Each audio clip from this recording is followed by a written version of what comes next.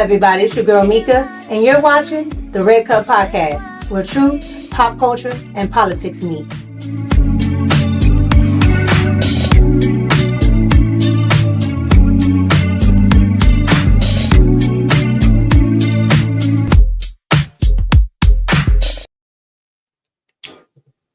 What's up, everybody? It's your girl Mika, and we're back for another Red Cup Talks because this is where truth, pop culture, and politics meet. And I want to thank everybody for pulling up on this good Wednesday.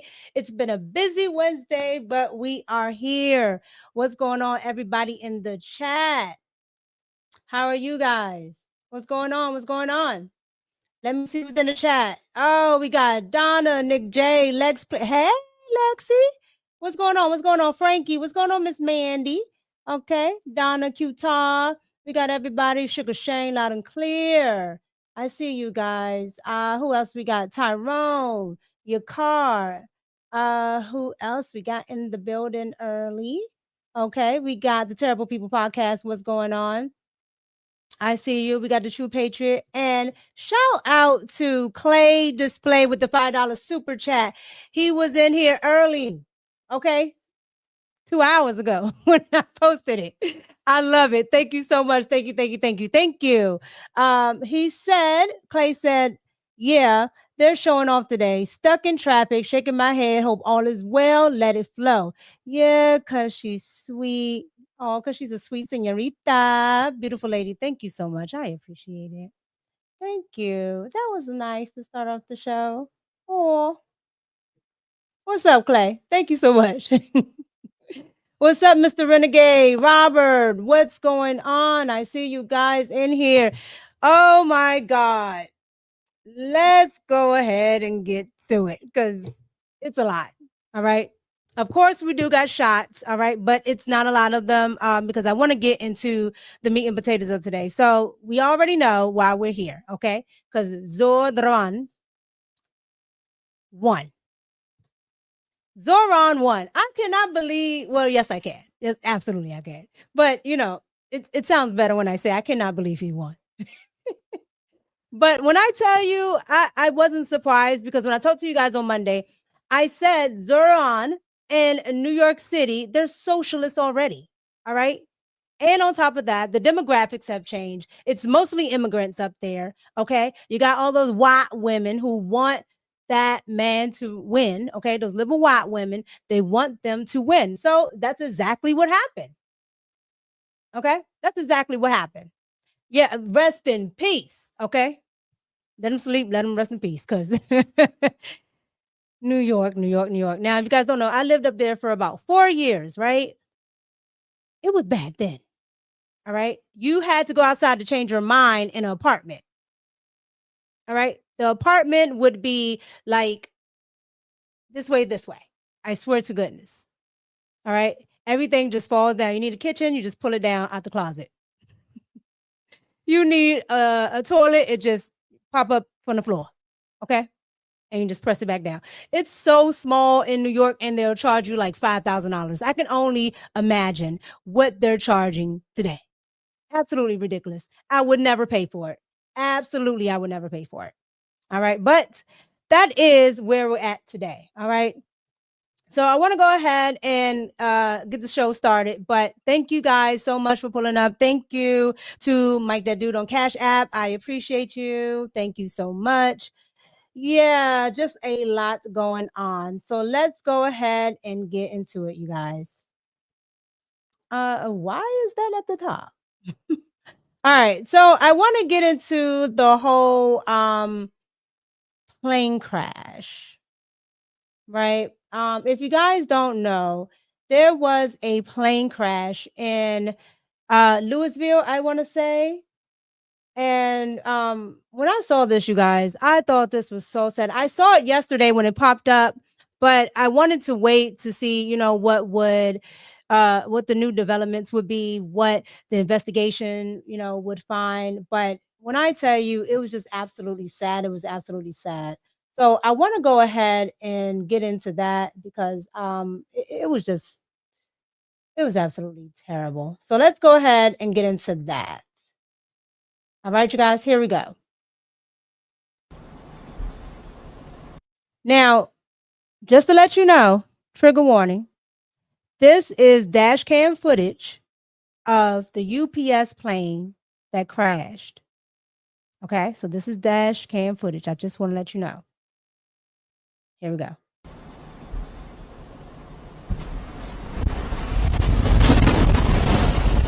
Oh, shit! Oh, my fucking God!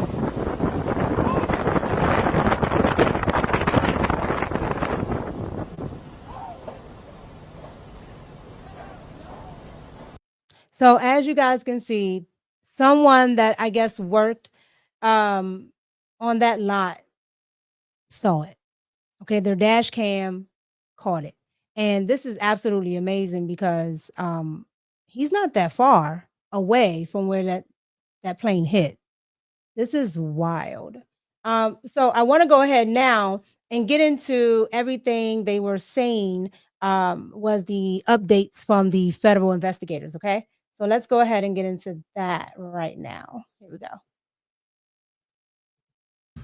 Now, before I go any further, on behalf of the entire NTSB, I want to just express our sincere condolences to those who were not only affected by losing family members in this accident, but those that were also injured and those that are still missing. It is a tough day for Louisville, for Kentucky. It's a tough day as being a Kentuckian myself. And I know what a great community this is, how impactful those people that suffered and have died are.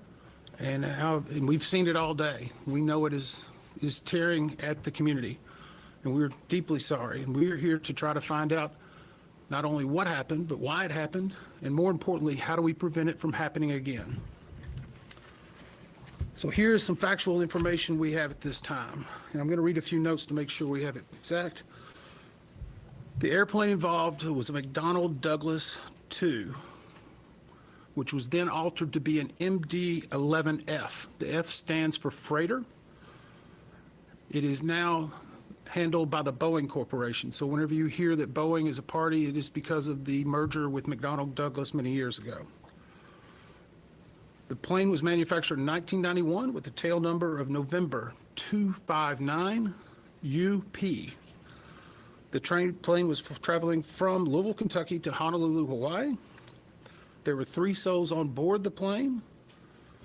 After being cleared for takeoff, a large plume of fire in the area of the left wing occurred during the takeoff roll. The plane lifted off and gained enough altitude to clear the fence at the end of runway 17R. Shortly after clearing that fence, it made impact with structures and the terrain off of the airport property. A post-impact fire ensued, which covers approximately almost a half of a mile. Now, we have viewed airport CCTV security coverage, which shows the left engine detaching from the wing during the takeoff roll. This and other videos, along with evidence we are finding, are a very valuable asset to our investigators in helping us hone further which areas we were going to be focusing on as we move into further days of the investigation. Now, let me tell you a little bit about our process at the NTSB. What we will do is analyze the facts, determine the probable cause of this accident, and then issue a report on those recommendations. Now, the investigator in charge of this is with me here. It's Chi-Hoon Shin, who has been with the NTSB for 13 years. He is one of our more senior investigators, and in fact was leading one of the groups during the DCA crash. He has a number of other individuals with them. We have approximately 28 from our headquarters and other locations that are either on the ground or will be here before the end of the day. They're also being supported by dozens of individuals at our headquarters in Washington, D.C. and other field offices. As part of this investigation, we will be forming specific groups. And when we form a group, it will be a focus area led by an NTSB individual along with subject matter experts that are in that field that can provide expertise to help analyze the evidence. Our current groups that are being formed are operations. They will review the history of the accident flight and the crew members' duties for as many days before the crash that appear relevant. Our structures group will document the airframe wreckage, the accident scene, including the calculation of the impact angles to help determine the plane's pre-impact course and altitude.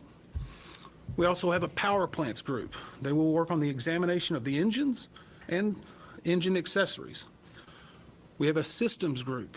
They will study the components of the plane's hydraulic, electrical, pneumatic, and associated systems, together with the instruments and elements of the flight control system. Now, outside of that group, we have also brought in, and another group that we'll have will be maintenance, which will obviously be looking at maintenance records, any work that's been done on this plane for as long as back as needed. We are also bringing in specialists in air traffic control, human performance, aircraft performance, recorders, government relations, media relations. And in addition to our investigators, we have brought... This is absolutely wild, and it's absolutely sad, right? Because here's the thing. We don't know, it could be other things, but from what it sounds like that plane fell apart. I'm just, giving a speculation from, what they're saying right now. It sounds like that plane fell apart. And I just, when I hear these things, I'm just like, where is the oversight on these aircrafts, right?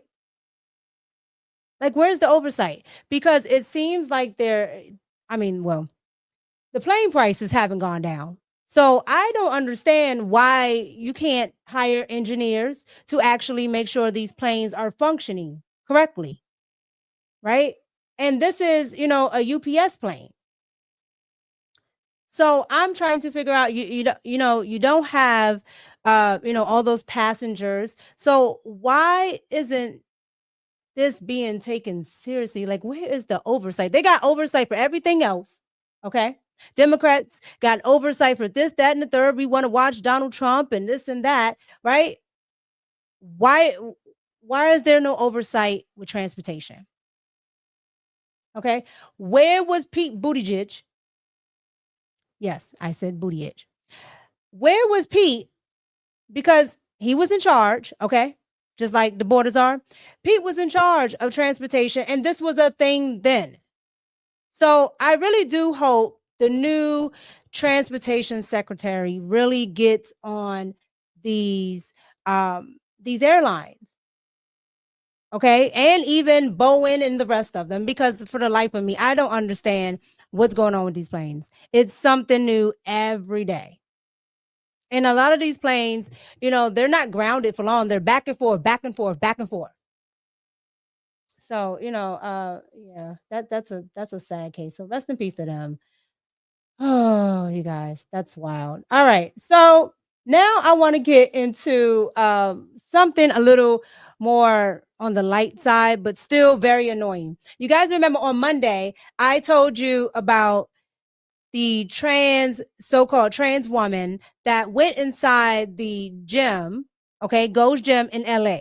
They went inside there so they could, go to the gym, and, a lady freaked out. She's like, there's a whole man in the bathroom.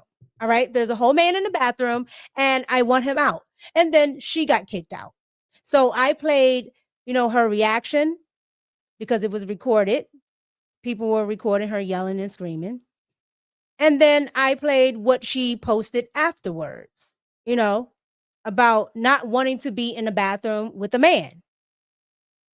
Well, TMZ decided to do a whole interview with the ma'am. Decided to do a whole interview. I want to get into that because here's the thing about it. When I tell you, when you watch this interview, the woman is not the victim. The male is the victim and doesn't want to be asked any questions. Okay, let's go ahead and get into this because this is wild. Here we go. Well, joining us now is one of the people that that Tish says she confronted in the locker room. Her name is Alexis Black, and she's joining us now. Alexis, welcome to TMZ Live. Hi. Hey, Alexis. So we Absolutely spoke not. with Tish. Hold on. Absolutely not. Absolutely not. Absolutely not. Respucia James, you are no longer Big Tish. This is Big Tish. Okay? Ma'am. Absolutely not. If I would have seen this come into my locker room, yes, I would have been like, no, ma'am. No, ma'am. Okay? I would have been Al Bundy. No, ma'am. No, ma'am. This is not, no. No, you didn't even try. Absolutely not. You didn't even try. No. No, we're not. No. No, I don't even have to play it. No. Welcome to Team Z Live. Hi. Hey, Alexis. So we spoke Strong with as hell. Tish, and she said when she came face to face with you, it was obvious to her you were a man. So, Duh. you know, I don't want to get terribly graphic here, but can you kind of explain, you know, how you appeared? You know, do you believe that she was reading something in that you didn't appear to be male? She perceived you to be such. Now, Harvey. Well, first, I told the people that raised me that this is the way that I was when I was 8 years old. And really, I stuffed it down pretty deep. And I began using hormones this year in February. And I actually relinquished that information to her. We can tell you just started this year. We can absolutely tell. You are a grown man. A grown man. Okay? Absolutely not. What did you stuff down? Obviously you didn't, because she saw it. That's what she said. She said you had it out. Like, no, ma'am. No, sir. Because it's not, I can't. Like, you're not even trying. But I will say this. They do go to the gym. Strong as hell. Look at them. Look, just look. This is absolutely ridiculous. Like, what are we doing? What are we doing? LA, America, what are we doing? You are not about to get me to lie. I respect everybody, but you're not about to get me to lie. What are we doing? Her about, you know, name change, and it says female on my ID, and hormones, and I mean, I'm registered as a female with the gym. So. And were you at that moment, because she told us about a couple of different encounters, were you fully clothed at that moment? Well, she has become aggressive with me on 4 different occasions, actually at different locations in Los Angeles at Gold's Gym. But fully clothed. I believe I was enrobed in a towel on one occasion. You were not clothed. And this last time I was clothed the entire time. Yeah. Okay. Again, I apologize if this is too graphic, but I just think it's important. Have you? Let's speak truth, baby. Okay. Have you fully transitioned? Be clearer when you say that. Are you still a man? Your genitalia. That is a process that requires a quite lengthy work. Like, for instance, I sat in a chair and had hair follicles removed from my face for 2 hours yesterday in a process called electrolysis. In order to have that surgery down there, one must have every single hair done that. In order to do that, it would take would just say like a year or two to have that done. That's literally not even a possibility with where I am in my transition. So look, from her perspective, I'm just wondering if you see her perspective.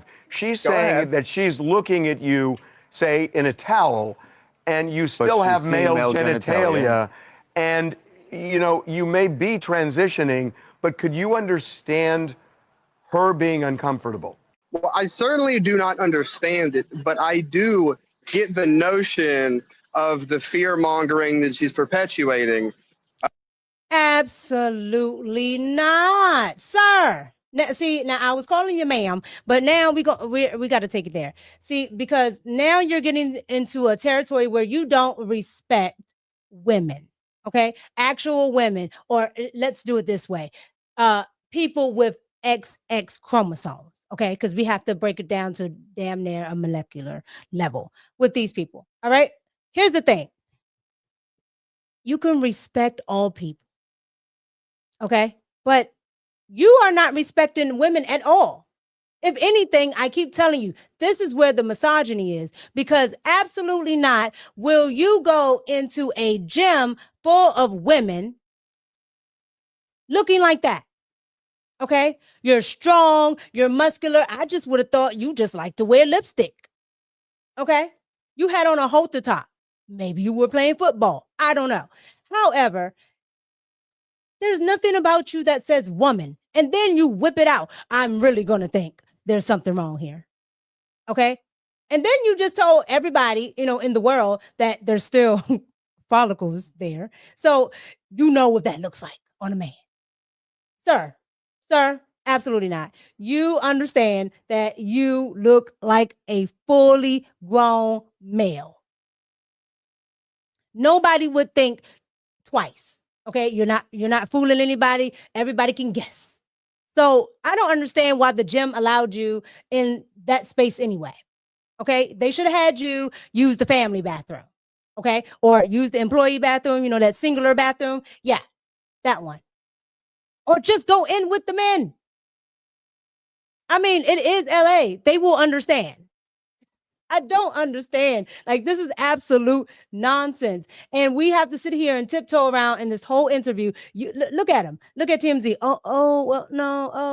I want to be respectful. Nobody's respecting the woman, the actual woman that had to go and see that didn't want to see it. Nobody. The truth in the moment is far from what she is purporting it to be.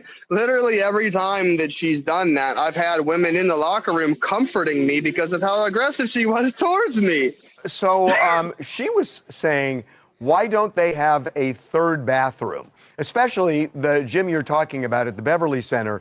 That's been recently built. They had a layout that they could have adjusted, and they could have put a third locker room in. Do you think that would have been appropriate, or do you feel like you are as entitled to use the women's locker room just as Tish is? That's a great question. I'm glad that she said it, that you have put it on the air. And the answer is that would necessitate two different ones, because some people trans MTF, some people go FTM. And what is that? So that's two rooms right there. You're not going to put a trans woman with a trans man just because we're trans. That seems like a whole new envelope of discrimination. But so wait a minute. Hold the phone. Cut the malarkey. You get to say that a trans woman and a trans man can't be in the same bathroom. So you need two bathrooms for that. All right. When y'all are just cross-dressing, really, right? It's still a man and a woman in the bathroom together. You can't do that. But you can go into the woman's bathroom because you identify as a woman, and they can see you and not be shocked, but you can't go in the I'm done. I'm absolutely done. You guys get down in the comments, like, comment, and subscribe. I am absolutely done with that. That doesn't make any type what sense does that make? It's this. If we're saying you're a woman, it's the same thing then, right? Why can't you be in there with other switcheroos? Like, this is ridiculous. This is what we have to go through. Like, my brain really actually hurts because I don't understand. Why are we tolerating this? Why as human beings are we tolerating this? Get down in the comments, like, comment, and subscribe, and let me know what you think about the Louisville, Kentucky plane crash. And I really do hope they find a solution to all of this. I really do. And then let me know what you think about ma'am going into our bathrooms and then requesting that, if they're going to make a trans bathroom, that they have to separate those bathrooms, but they don't have to separate him going into a female's bathroom. Like, you can't make this up. You can't make it up. This is where we're at. And you guys absolutely just accelerated it last night. You can't make it up. You guys get that in the comments. Like, comment, and subscribe. Let me get to these super chats because my head hurts. Absolutely. My head hurts. Oh my gosh. King Messiah, thank you so much. Manasseh. I'll keep messing that up. I'll get it. Thank you so much for the $1.99 super chat. Hey, Mika, what's up, chat? What's going on? Thank you so much for your super chat. I appreciate you. And then I saw another one here. Here we go. And then I have Chavis. Thank you so much. Looks like Andre the Giant. You know what? Yeah, you're right. The Big Show. The Undertaker. Triple H. Ma'am, I can't do it. Like, why? Why is this a thing? Absolutely not. You guys get down in the comments. Thank you so much for your super chats. I appreciate it. Like, you can't make this stuff up. My God. All right, you guys, let's get into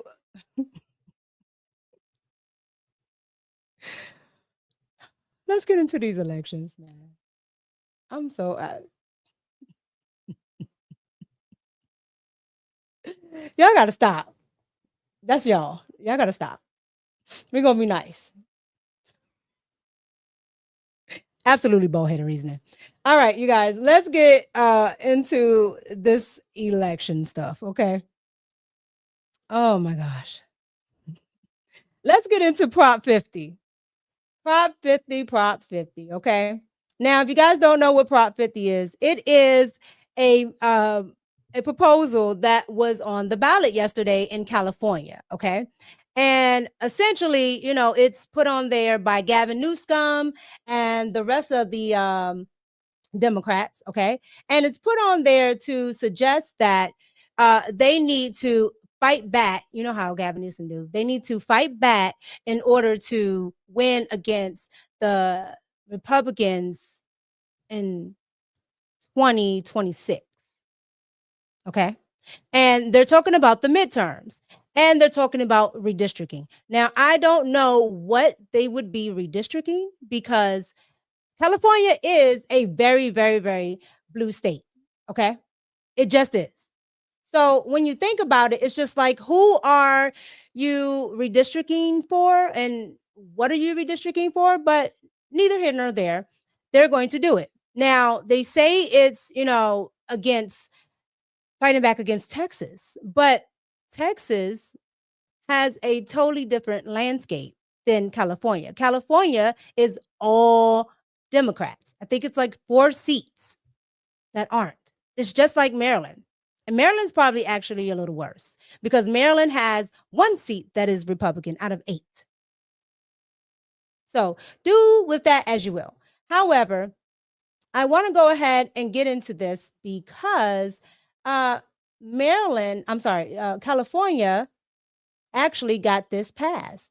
Okay. California was able to pass this Prop 50. All right. So I want to go ahead and get into that. And then you guys let me know what you feel about it once we go all through this. Now, the first video I'm going to play here is from a voter and their experience when they went to vote. Here we go. So today's voting day here in California. There was not a wait time or whatever to vote. However, I think it's baffling that as soon as I got there, I was trying to get my wallet out to provide my ID. Because, obviously, like, you go buy alcoholic drinks, they want to verify it's you, they want to verify your age. You would think it's the same thing for voting, right? Right. As soon as the lady saw me trying to take my wallet out, oh, you don't need your ID, you just need to go up there. Same thing happened when I got to the person who was going to check me in. I had my ID out, ready to provide it. Oh yeah, we don't need your ID. We just need your name and your address. Like, make that make sense. Like, how do you guys not see that there's something wrong with that? So essentially what she's saying is they don't need ID to vote. They just have to be registered. And I played for you on Monday, the sheriff, well, one of the sheriffs out in California stating that they have an honor system. You don't need to actually be a citizen. All you have to do is click a little box that says, I am a citizen, and I swear to goodness, I'm not lying. That's what the honor system box is. There's no proof needed to say, I am a citizen. So you can only imagine what's happening and why this Prop 50 even passed. But let's continue, okay? Because we have Democrats doing what Democrats do, cheat, okay? All the time, every day, all day. So here is an independent journalist catching a group of Democrats, all right, in a Democratic committee, taking voters to vote, meaning drop off ballots, vote, all of that. They're actually ushering them to go do it. And these people don't speak English. Here we go. No one can answer the question. If a Republican was advocating for Prop 50, none of these people would support it. How is this even legal? If Prop 50 was being pushed by Republicans, would you support it? I wish it was being pushed by. No, but you're not answering my questions. If Republicans in California were pushing for Prop 50, would you support it? Republicans in California are not pushing for Prop 50. So your question is nonsensical. No, it's not. Your If Republicans, you can't even answer my question. Yes, I can. If Republicans, We would love for Republicans to push Prop 50, but they're not. They're against it. So your question makes no sense. no, you're not answering it because you know that if Republicans were pushing for Prop 50, you guys would be calling for voter fraud. And honestly, it kind of seems like voter fraud now when you guys are leading a bunch of non-English speakers. We are against Prop 50. We are for it. But if the situation was reversed and Republicans wrote Prop 50, would you support it? Republicans wouldn't write Prop 50. That's just not a nonsensical So question. are you saying that Democrats are basically having to redistrict to win? We're fighting back. We're fighting Thank you. back. Please vote yes on 50. I hope you will. I mean, I think the fact that I have footage of you guys leading a bunch of Asian Americans to the voting polls. I speak Chinese. None of them know what they're voting for. You don't think that's weird? Is that even legal? Ma'am, we're going inside. Great, but you're still here. So if Republicans were pushing for Prop 50, would you support it? If We'll see. Republicans introduced Prop 50, would you support it? It's a great idea. Yes. Okay, so when Republicans want to redistrict, you're going to support it. If they support Prop 50 the way that it's What if they did it their way? Can you please go outside? We're over this. We've given you plenty of fucking time. Leave. Or what? You're silencing press? You're unable to answer questions about a policy that you support and believe in? If you Are you support, going through the security or not? I'm going to. Truth hurts, doesn't it? Thanks for exposing your corruption. Democrats have to cheat to win in California. And that is an absolute fact. So what was happening is they ushered all of those Chinese Americans over to go drop off ballots. Okay. The young lady there spoke Mandarin, Chinese, whatever the language is. And guess what? They were like, we don't know. We don't know what we're voting for. And as you can see, most of them were elderly. When I tell you the Democrats play a dirty game, they play a dirty game. All right. An absolute dirty game. So you would think, it's just, they play a dirty game. They do illegal things. But, the real people of California know what they're voting for. They know what they're getting into. Right. Well, you have exit polls where they ask all type of questions to see exactly what people were voting for and if they know what they're voting for. Let me tell you, they don't know what they're voting for. You are going to be absolutely surprised at some of these responses. Watch this. The yes vote in particular with Prop 50, the reason voters said they voted yes on Prop 50, 82% of the case, 8 out of 10 voters say it was to counter the GOP changes, not because they saw it was the best way to draw those district lines. Now, if you go back and look at those who said no to the vote, they said their reasoning to do so was that they saw this as not the best way to draw those district lines, while only 34% said it was to stop the Democrats from adding seats in Congress. A couple other things we're taking away from what voters said there in California. We asked the voters and how they would actually like to see these lines drawn. The irony of this, Trace, is that 9 out of 10 voters, even more so, said they'd like to see this done by a nonpartisan commission, not the party in power. Well, that was preempted with the outcome of this vote. The yes vote in particular with Prop 50. So the voters said they would like to see an outside source do the redistricting, not the party in power. But you voted for Prop 50 with the party in power pushing Prop 50. Like, that is the outcome. This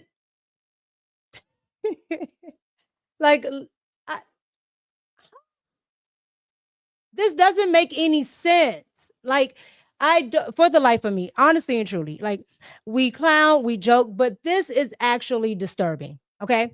As a person that knows a lot about politics, this is absolutely disturbing.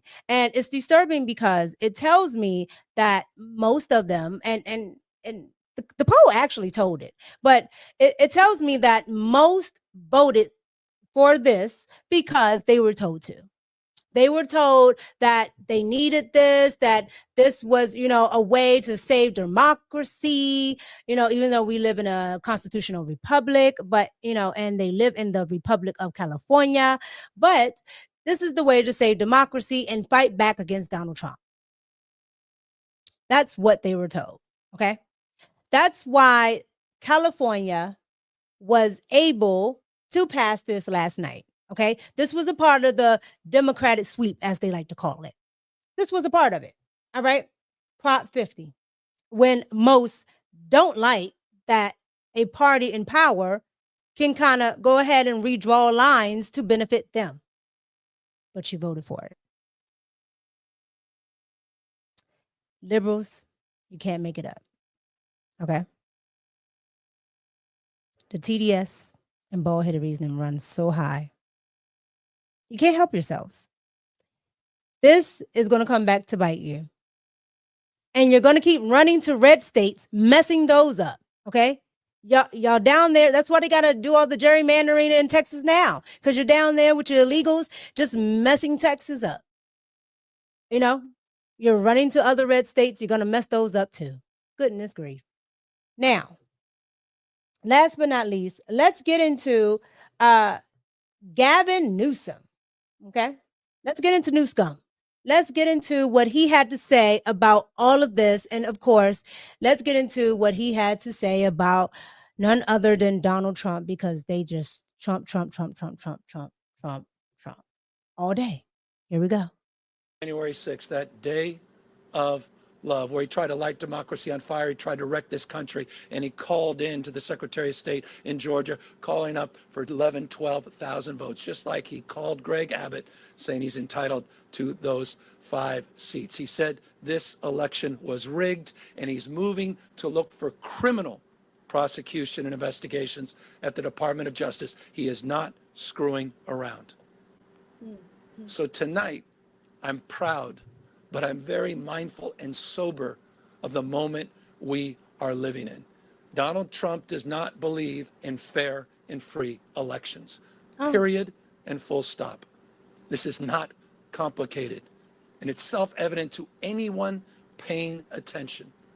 You start to stack up all of these actions that continue to this moment and will continue in moments to come.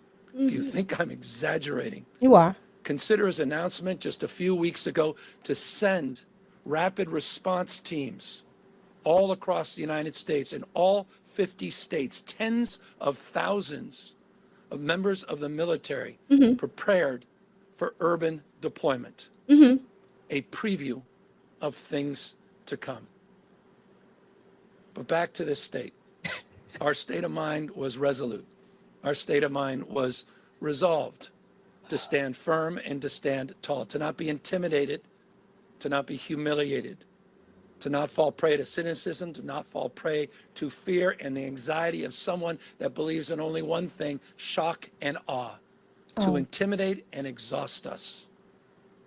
But we're seeing all across this country, 7 million people strong, standing up, not just for themselves, but for each other and for these enduring and historic principles of our founding fathers. And I'll end on that.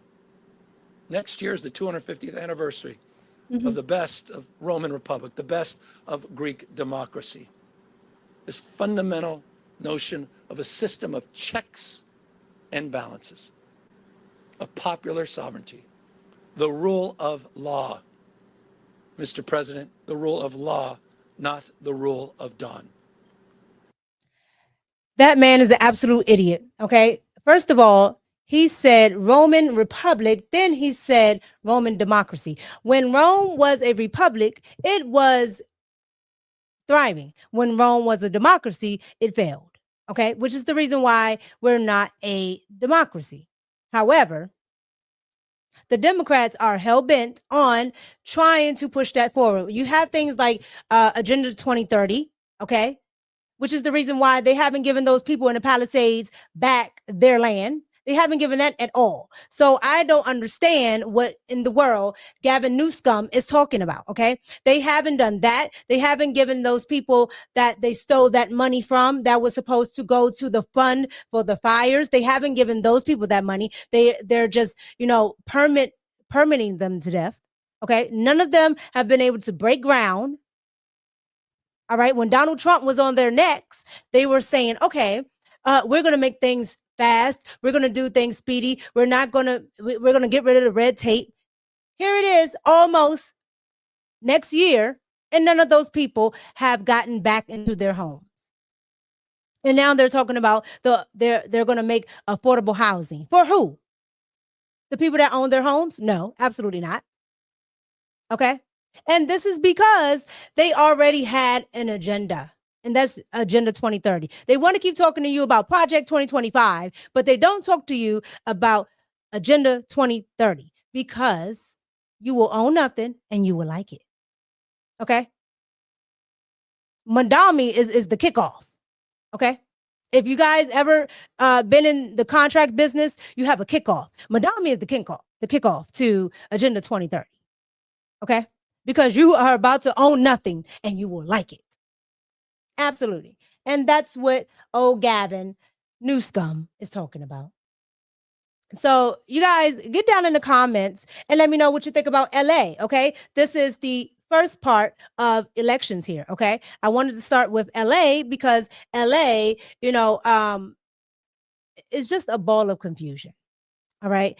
Between all of the LGBTQIA carry the one plus 75 other different things you can be. All right.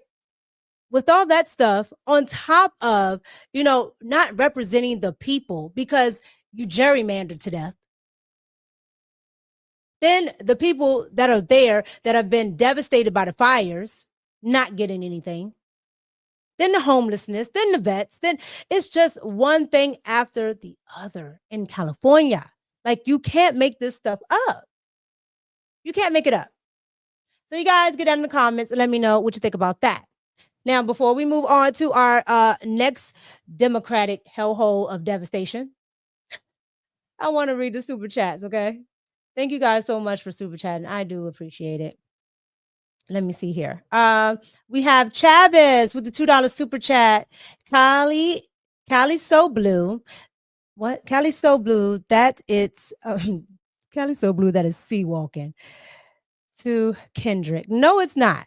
They are not like the rest of us. Okay. Those people are not Americans. I don't know what they socialists, communists, but not Americans. They're not like us at all. Thank you so much, Chavis. I appreciate it. I really do.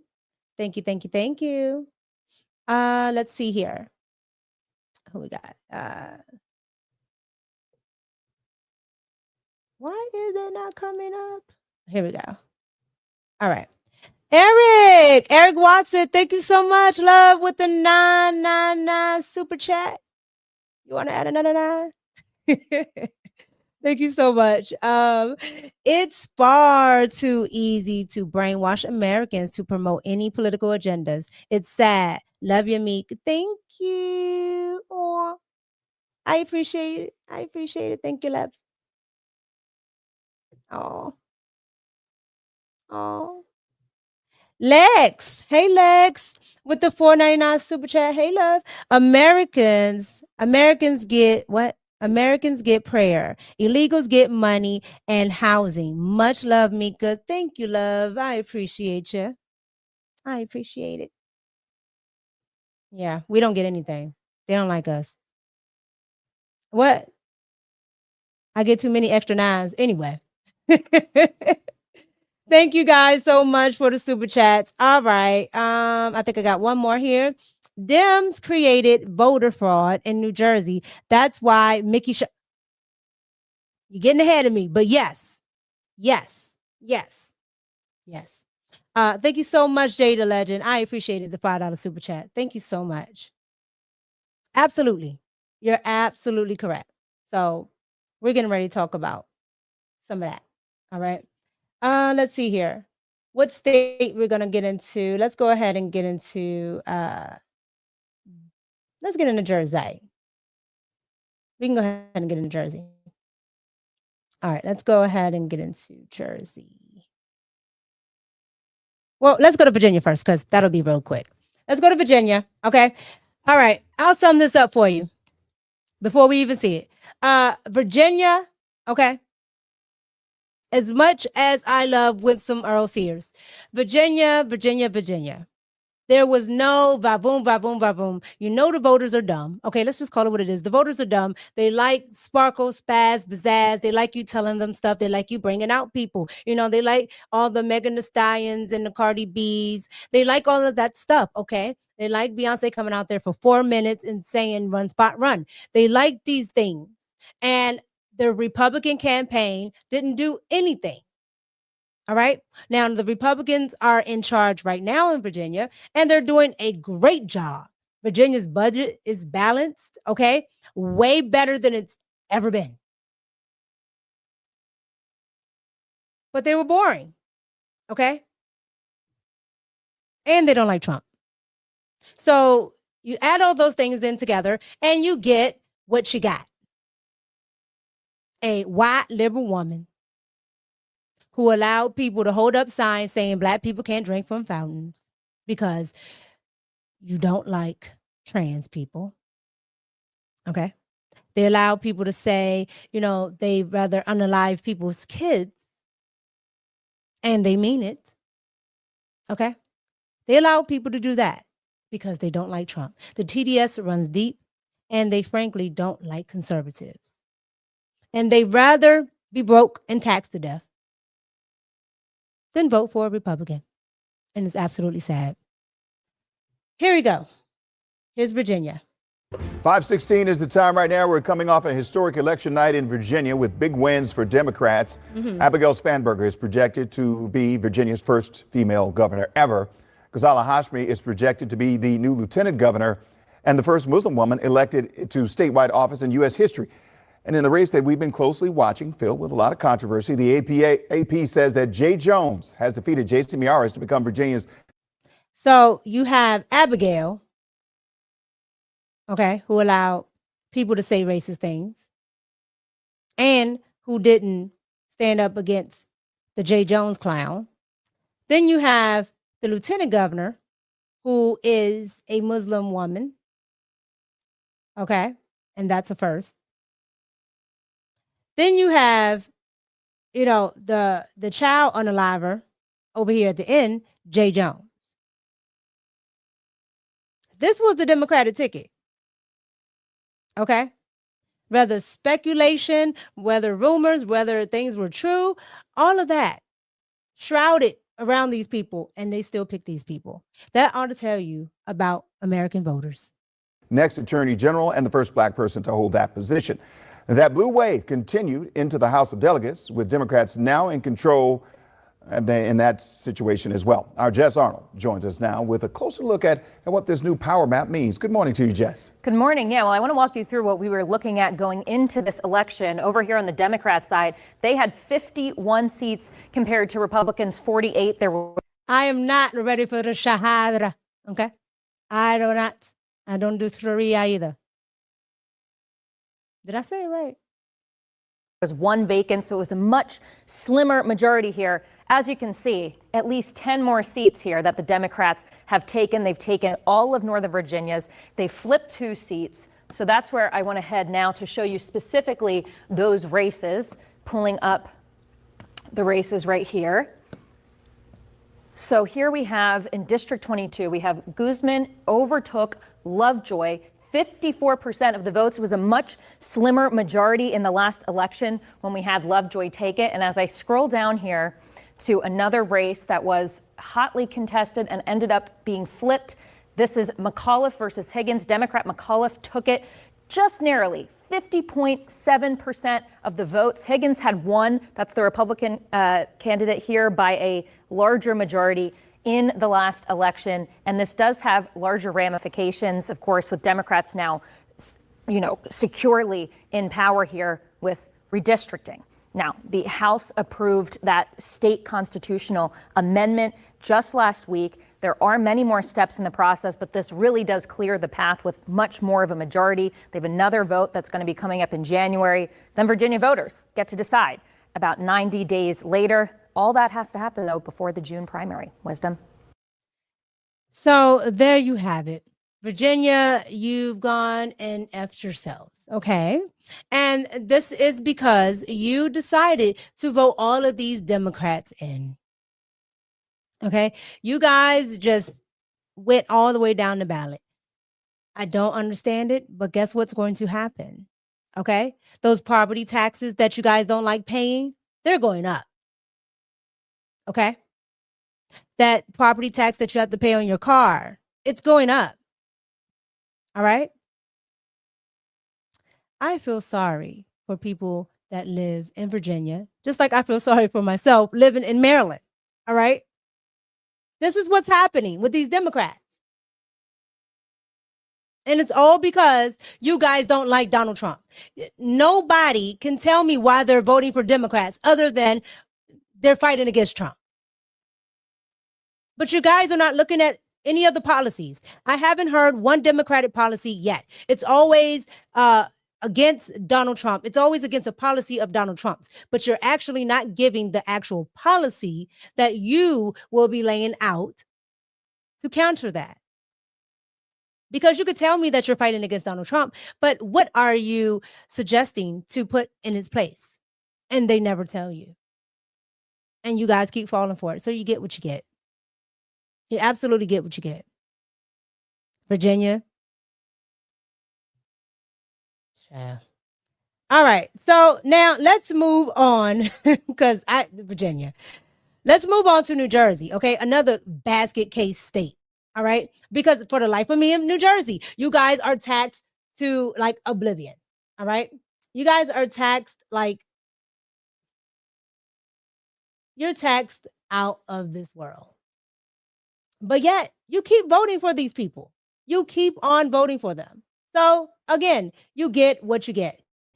Here is Morning Joe talking with the new governor of New Jersey. All right. And I actually had a friend that went out and stumped for the governor of New Jersey, this new governor. And I'm just like, why? Like, why? Well, she's for women. She's for. And right now, New Jersey Governor-elect Mikey Sherrill, she currently represents the state's 11th district in Congress. Mikey, congratulations, Governor-elect.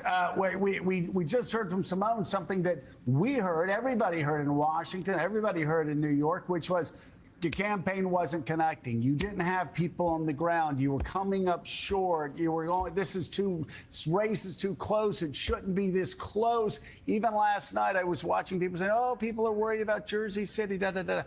So let me ask you, other than, you deserve, big old heap in the Schadenfreude, but let me ask you, why was this the one race that the pollsters and all the smart people in Washington and in media got wrong? Why was it such a massive landslide and that wasn't showing up a day or two before the election? Because it's illegal. You know, Joe, I don't think people get New Jersey, but I do. And I've run here. This is my 5th election. I've drawn out huge amounts of people over the years. I had the largest red to blue swing in 2018, so I knew exactly what I had to do. It starts with connecting with voters. I spoke to thousands of people on the ground from everywhere in the state, and then we built a juggernaut of a campaign, a huge organization, the likes of which this state hasn't ever seen. But I was constantly amazed at some of the headlines. I know the New York Post at one point said, Cheryl up by 5 points. This is why that's actually really bad for her. I'm just looking at this thinking, guys, you report what you report, but I'm going to do what I do, and I'm going to bring out the voters, and I'm going to connect with people, and I'm going to drive in my message, because I know what matters to voters in New Jersey, because I speak to thousands of them. And that was the kind of campaign we were running. And I think that's what the voters responded to. So, Governor-elect, as you well know, last month, President Trump announced his administration would be suspending $18 billion in funding for New York City infrastructure projects, including the Gateway Tunnel project that included building 2 new rail tunnels underneath the Hudson River, connecting Manhattan to New Jersey. Here's what Trump said 2 weeks ago. The Democrats, they don't talk about this. You know, we're getting rid of programs that we didn't like, but that were negotiated in, but we didn't like. We're terminating those programs, and they're going to be terminated on a permanent basis. And it's thousands of people, and it's billions of dollars. We're getting rid of a lot of things that we never wanted. Russell vote is really terminating tremendous numbers of Democrat projects. There's not only jobs. I mean, the project in Manhattan, the project in New York, it's billions and billions of dollars that Schumer has worked 20 years to get. It's terminated. He just said there, we're eliminating thousands and thousands of people, like thousands of jobs, New Jersey jobs. Okay. And we're eliminating, and he was proud that Russell vote was going to actually take even more away. Not the type of thing a president usually brags about, Madam Governor-elect. So let's talk about the impact of that decision, which is made out of spite to punish New York City officials, Jeffrey Schumer, as part of the shutdown. Obviously impacts New Jerseyans, jobs and the like, but also a symbol of government overreach. I think that's why I connected so well with voters, because, as I was building out the traditional juggernaut of a Democratic campaign, working people from across the state, Black and Latino voters, these are voters that care deeply about opportunity, about education for their kids, about good jobs, about the ability to get to those good jobs on public transit. These are all the things that I am consistently focused on as I've been the most effective member in the New Jersey delegation in only my 2nd term in Congress, as I brought back millions and millions of dollars to projects throughout my state, as I've helped to create good jobs. That's my focus. And to hear a president suggest that his focus is punishing people by taking away jobs as he's running the economy into the ground, and as my opponent in the election was going right along with them, I think that's what we're seeing here in New Jersey, is voters saying, hey, I want government to run really well, and I'm going to trust somebody like Mikey Sherrill, who's been in the Navy, who has 4 kids, who gets me and gets what needs to be done in this moment. And that's what we built from, and I think we saw great results last night in really almost everywhere, in traditional white working class neighborhoods, in Black communities and Latino communities. Like I said, the traditional people that when Democrats are at our best, the people we serve. That translates to when Democrats lie the best, they get their Black voters back. That's what that is. Okay, like, she's so long-winded, child. I didn't want to cut her off. But here's the thing. That woman is absolutely a liar. Okay, she's lying about everything, and this is this is why she actually won. Okay, because she didn't have a ground game. This juggernaut game that she's talking about, I don't know what she's talking about. I don't even know why she keeps saying that. But the real reason why she won is because there is a lot of controversy going on right now about this woman here, okay, Miss Mickey, out here, her and her campaign really doing a number on New Jerseyans, okay? I want you to see what some people are saying. Here we go. When we checked in, they said our names were not on the voter rolls. Joe Zaylot and his wife went to the same Westtown precinct they've gone to since 2018. Both are registered as independents. They said basically that all independents had been excluded from the voter rolls. So they sent us, which, well, it was a little disconcerting, to say the least. They were asked to fill out a provisional ballot like this one. They weren't the only ones. The issue was county-wide, according to the Chester County CEO, David Byerman. All of the polling books that had been delivered to all of our precincts across Chester County, unfortunately, had omitted all third-party voters. That's a fifth of all voters in Chester County, according to voter registration. So in Chester County, New Jersey, essentially what they're saying is all of the third-party voters were omitted from voting. Okay, so if you were independent or non-affiliate, you got excluded from voting on the voter rolls. So who knows how many that is? Okay, because we all know most of the independents tend to lean Republican. Okay, and a lot of people were going for the Republican in New Jersey because they're tired of it. Okay, they're absolutely tired of it. So here's the thing. What else were they doing? Okay. Well, I looked into it, and a lot of people said they were actually doing a lot of other nefarious things. So this young lady here breaks it down really good because New Jersey had a lot of stuff going on with it last night. Here we go. Not going to sugarcoat it, folks. The elections that were held yesterday were illegal. The polls went down in Pennsylvania, the poll pads.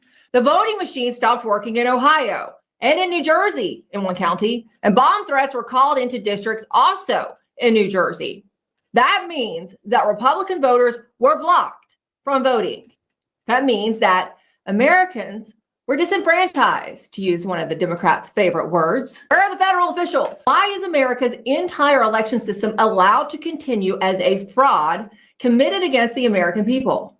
And yes, we already know it's a fraud from many obvious reasons.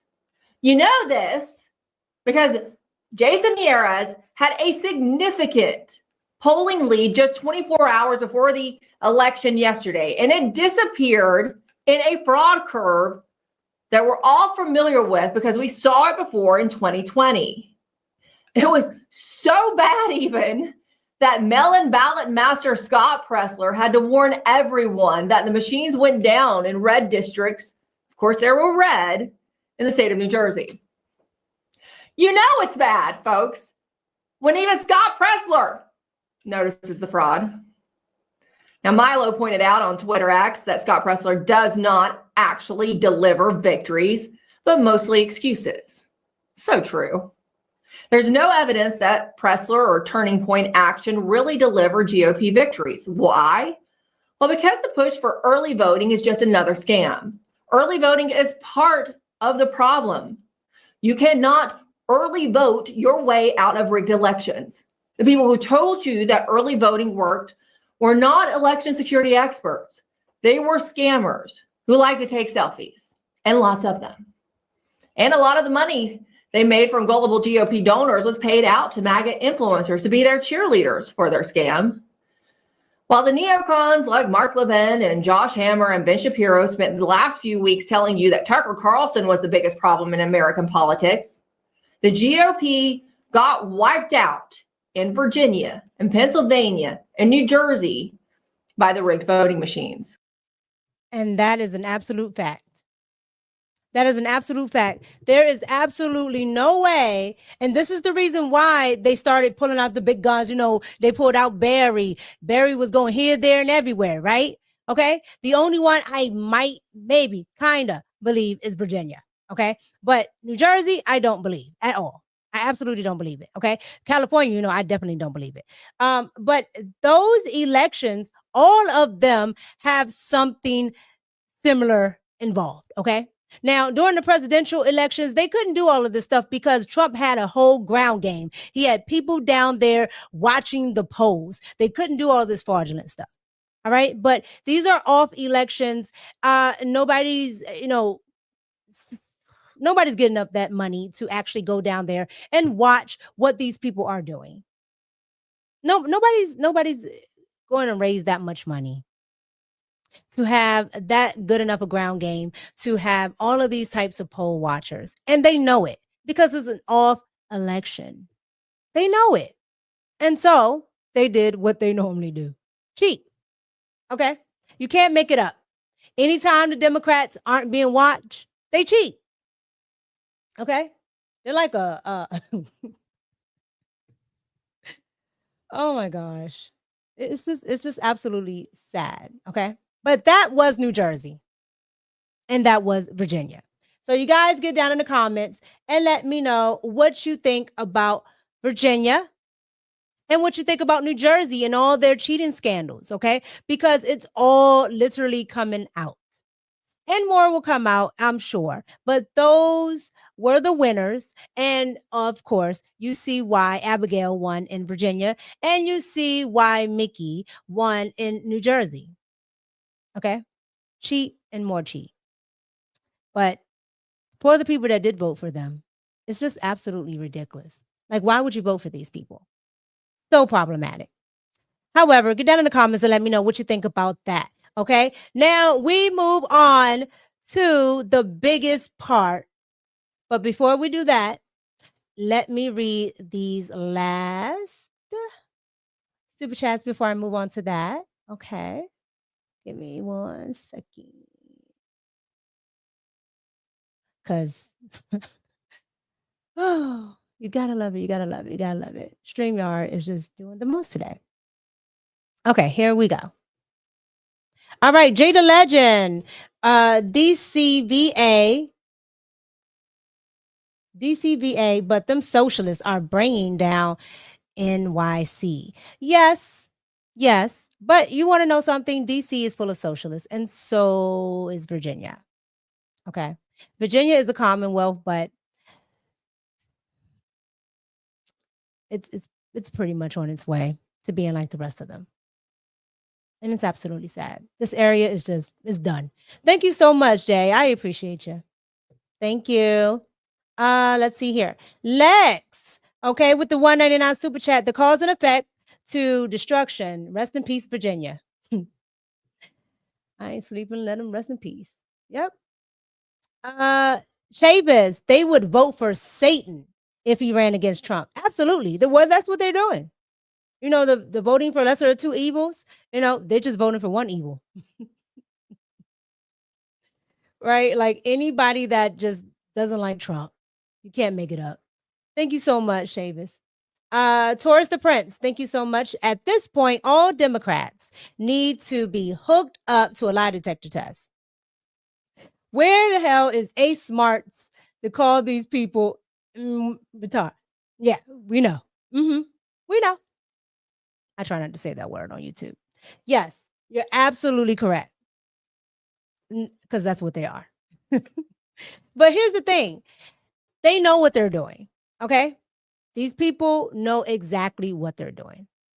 They're doing it on purpose. They think they're sticking it to the man. Okay? But they're not. They're sticking it to themselves.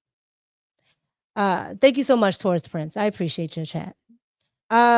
Jay with the $5 super chat. Cheryl is a goofy. She's going to give higher taxes. Tell me about it. She's going to give higher taxes, trying to put the LGBTQIA carried one courses in school systems. Yep. And she's going to do it. Okay. And she's going to be having drag story time. Okay. Coming to a city near you, Fairfax, and all that good stuff. People are dumb and they voted for this clown. Yep. And they're going to get what they voted for. Thank you so much, Jay. I appreciate ya. The $2 super chat. Cheryl will take people. What? Cheryl's taking people off the ballot.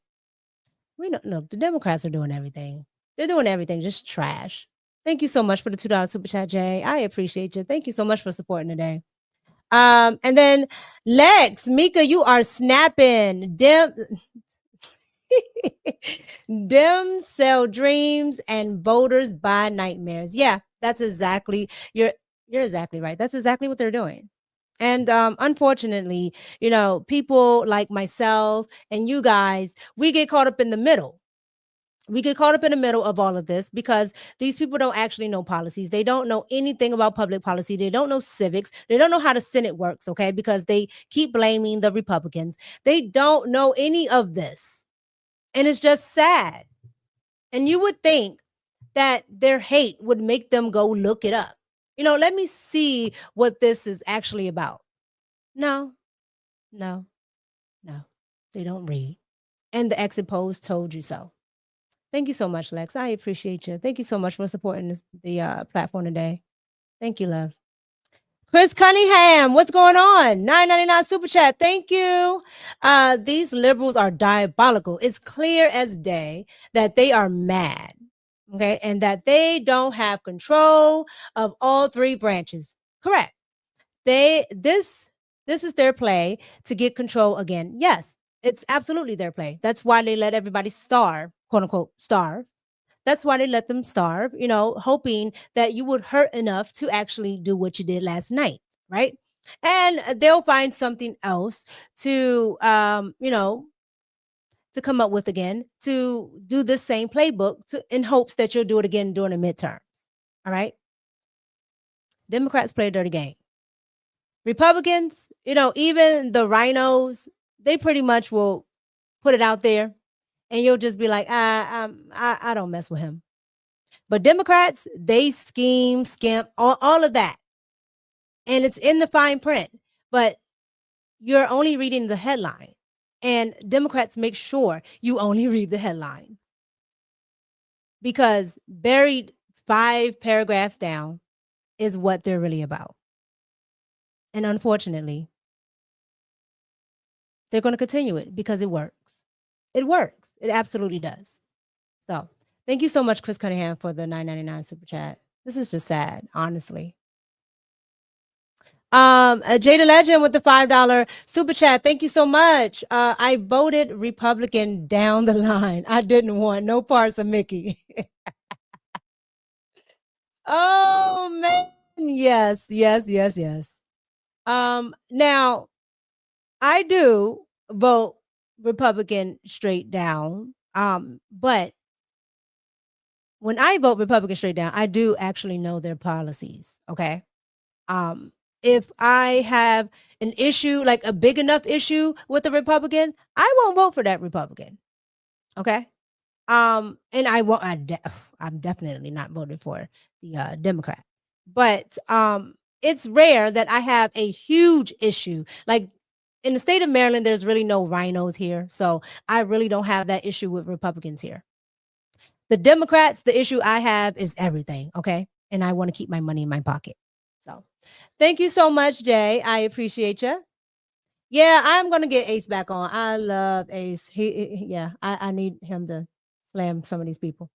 Lex, thank you so much, honey, with the $9.99 super chat. Mika, what do you think about the country letting Republicans run on full authority for 4 years and then the Democrats for another 4 years with no interruptions? Look, okay, let me talk to y'all really quick before we get into Zohran, okay? Mulami, Salami.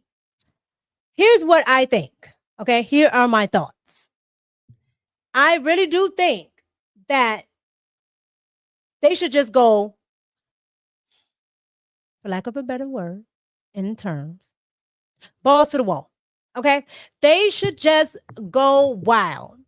And I understand it's not the norm. I understand Constitution.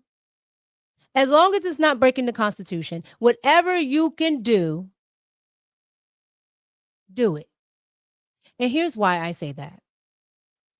The Republicans, they're not a very miraculous, spectacular, great at PR party. They don't articulate what they want to do very well. Okay. They have a lot of great ideas. They have a lot of great policies, but it's not articulated in the media very well. And we know the media is biased and most of the media is left leaning. So with that being said, their message doesn't get out very much. The reason why it's been able to get out thus far the last 8-10 years is because of Donald Trump. He's very good at social media. He has mastered it, okay? And he's very effective at getting out his message, which Republicans have pretty much never been. All right? They've always been the boring party, even if it's better for you. Now, are there rhinos? Again, yes, and I don't like them. But for the most part, the 80 above the 20, that is the Republicans and some people in the independent party. And that's where we need to start focusing, honestly, on policies. You need to start splitting your votes, even with the Republicans. Okay? Make these people fight for your votes. But I'm telling you right now, if Donald Trump and the Republicans do not get a lot of this stuff passed, and luckily, the Supreme Court right now is hearing the tariff argument, because a lot of you love these taxes that they're putting on you and not understanding that they're illegal. These taxes are illegal. They're illegal. Okay? You're not supposed to be paying them. But Democrats love a clause that can just keep going and going and going and going. That's why they want to continue these Obama subsidies. It's supposed to end. But Democrats like to keep something that was supposed to be for a short time going for a long time. Income tax is one of those. Okay. Donald Trump is trying to put these tariffs in place and get money coming into the economy and get money coming in for the American people. So we don't have to be the workhorses funding the government, because all the Democrats are going to do is keep taking from you, which doesn't make any sense. And they're going to push in that Agenda 2030. So do with that as you will. But yes, I would be in favor of it. Because by the time the Democrats got back in, they couldn't do anything about it. So thank you, Lex. That was my rant. Thank you so much. And I Dizzy with the $4.99 super chat. Cheryl is cap. She all cap. Her campaign was 80% TDS, 20% word salad. Okay, run, spot, run. All right. And costs are higher than ever in New Jersey. And Dems raise taxes. They keep raising taxes, but they blame Donald Trump for it. Exactly. And they're going to keep doing it because the stupid people that vote for liberals don't listen. They don't look at the policies. They don't know anything about the policies. They don't know anything financial. Okay. They don't understand how civics works. I mean, everything that they need to have dummies vote for them is there, on top of getting a whole bunch of people that don't speak and know English. It's absolutely amazing. Thank you so much, Dizzy. I appreciate you. I appreciate everybody. Thank you. And Jay with the $2 super chat, Zohran Mamdani, okay, is going to break NYC. Absolutely. And we're going to get into that right now because he's absolutely going to do it. Okay. Zohran is going to break NYC. So, Zohran, let's go ahead and get in the house. Here we go. Oh, let me read it. Unusual Genius. Thank you so much for the $19.99 super chat. I appreciate you. Thank you. Mika, are you going to cover the congresswoman who is trying to push that anyone in Congress should not be a dual citizen?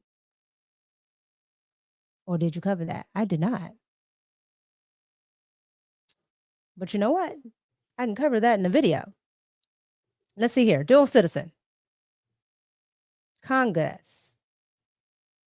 I will look that up.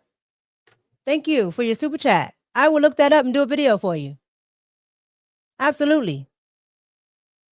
Thank you. Great one. I love when super chats do that. Thank you. Making me think. I put that down. Thank you so much. All right. let's get into Zohran. Yeah, that is a good one. All right. Zohran Mamdani.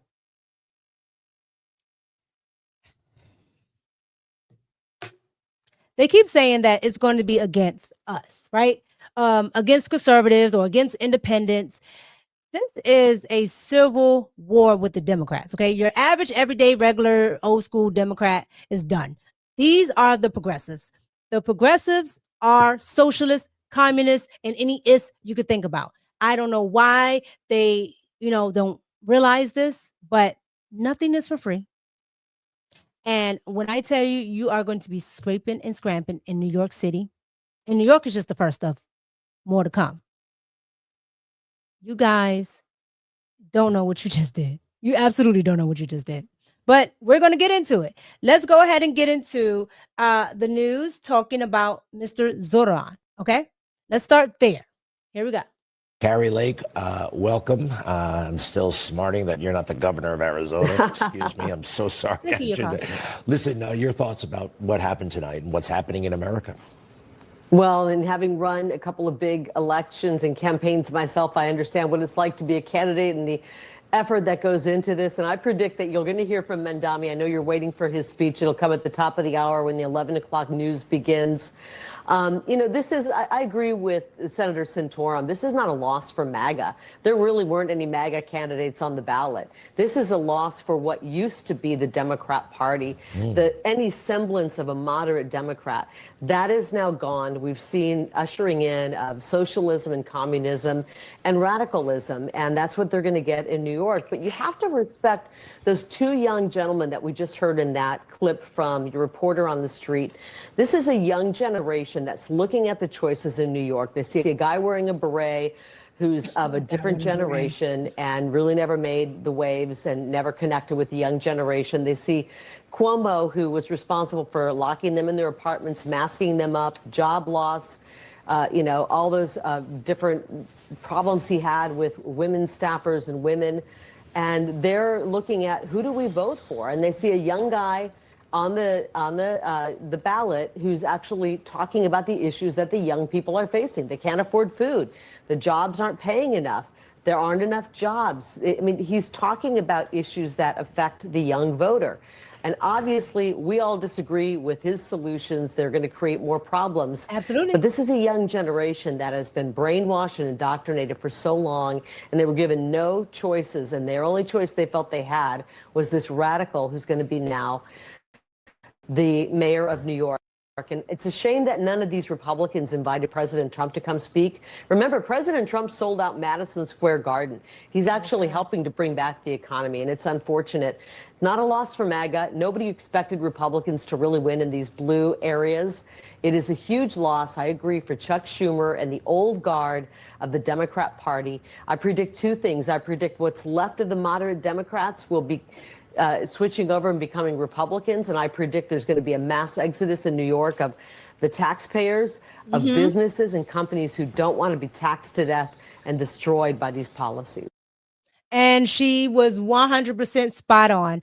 MAGA, we don't have anything to do with this, okay? Yeah, you guys in New York just did a bit of infighting, and hey,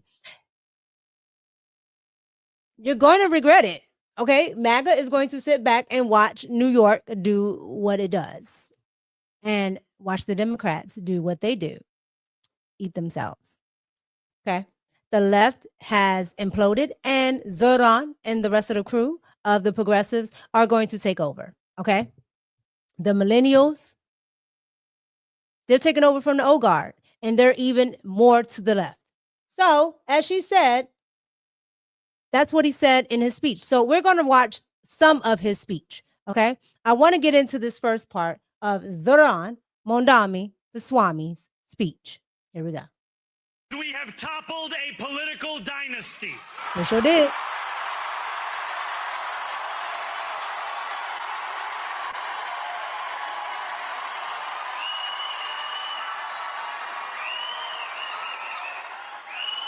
I wish Andrew Cuomo only the best in private life. But let tonight be the final time I utter his name. As we turn the page on a politics that abandons the many and answers only to the few. We have toppled a political dynasty. Y'all went and got a Ugandan Ike, okay? He was nice yesterday. He was nice last week. All right. Now Ike is literally speaking different, talking different. Like, this man is literally about to move differently. Okay? He's about to move differently. And I don't know if you caught it, but what did he say at the end? He said that he doesn't answer to the many and only answers to the few. Oh, New York. You don't know what you did. All right. So he had another part in his speech where he decided to come at, Donald Trump, because he does have TDS as well. All right. Here we go. So, Donald Trump, since I know you're watching, I have 4 words for you. Turn the volume up.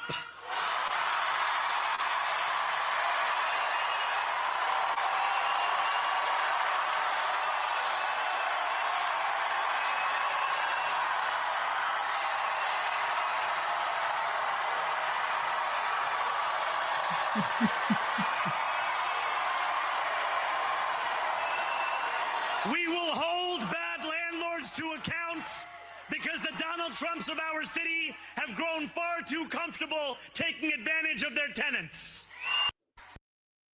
Y'all done let Aladdin come in here. And when I tell you he is about to bring it to you, he's about to bring it to you, okay? Because nothing is for free. And all you guys that voted for him think he is doing something righteous and he is doing something that will help the people. He is absolutely not. He's absolutely going to change the culture. He's absolutely backed and supported by so many groups that are different than the thought processes of Americans, okay? They have different ideologies. They have different values. I mean, his coalition was illegal immigrants, okay? And even some of the legal ones. Because it's about culture. And they definitely have changed the culture in New York, especially places like Queens and Brooklyn. It's not a joke. It's absolutely not a joke. But you guys, this is what you want.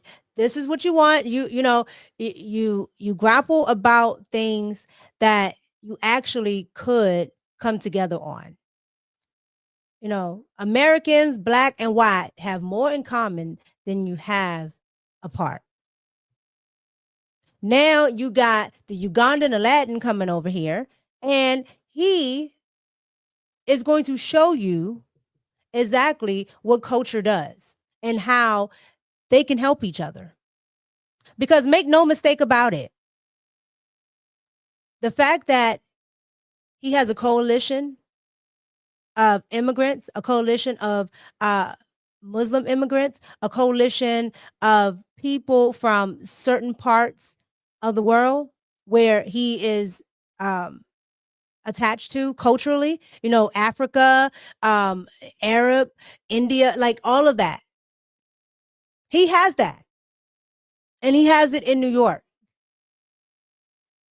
And they're going to demonstrate exactly how it should work. Something that we as Americans should have been doing.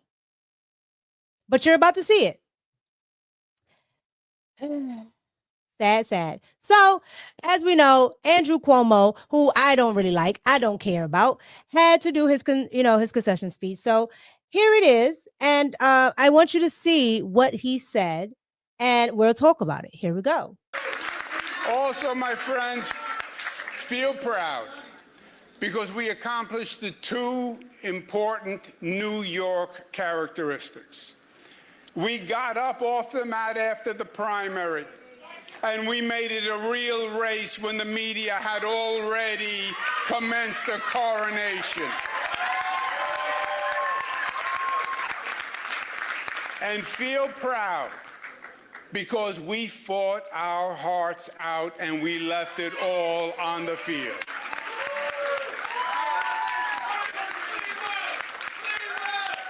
Congratulations to Zohran Mamdani.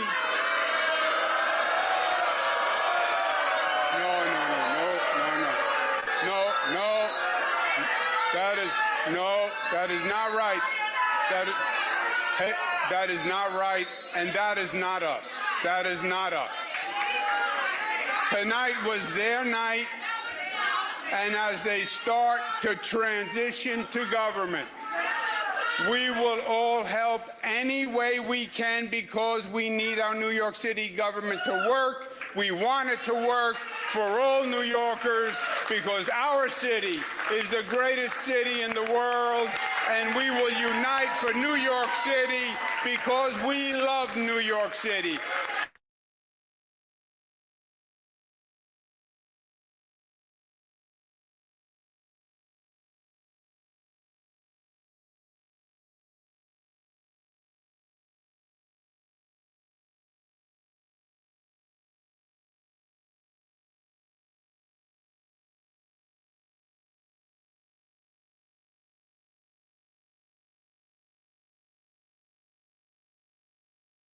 Let me warn our new leader, if you try to implement socialism. I just noticed that I was muted. So let me say that again. Tomatoes, tomatoes, tomatoes. Here it is. The Republican candidate, okay, Saliwa, okay. Here's his concession speech, and here is him talking about Zohran Mamdani Swami. Thank you for letting me know I was muted, because I probably said something I should have said. Here we go. Let me warn our new leader, if you try to implement socialism, if you try to render our police weak and impotent, if you forsake the people's public safety, we're not only organizing, but we are mobilizing, and we will become the mayor-elect and his supporters' worst enemies, worst nightmare. Yes. Let me warn our new leader, if you try to implement socialism, if you try to render our police weak and impotent, if you forsake the people's public safety, we're not only organizing, but we are mobilizing, and we will become the mayor-elect and his supporters' worst enemies. Who is in the crowd talking about, yes, y'all are just ratchet. Stop this. Absolutely not. Absolutely not. We're not mobilizing. We're not supporting. We're not doing any of that. This is who they wanted, Saliwa. Okay. This is who they wanted. Okay. Not that he a former guardian angel. Oh my God. It's too late for this. You guys are nuts. Look, we're not doing any of that. Absolutely not. Because Saliwa, you have to understand, this is what they wanted. Okay. This is what they want. This is what they want. So give it to them. Give it to them. Absolutely. Let them do it. Let New Yorkers see what it's like to have socialism. Okay. I have Cuban family members. I can tell you right now, when I've gone to Cuba, absolutely nothing. Okay. Everything I bring is better than anything I can buy over there. Is Cuba beautiful? Yes.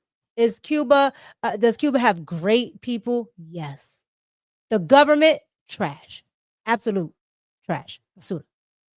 Absolutely trash. But that's what socialism gets you. You want that in New York? Okay. We will all be watching from La Habana or Havana to see if you like it. Okay? We will all be watching. Now I want to move on to Crying Jones. Okay? Crying Van Jones.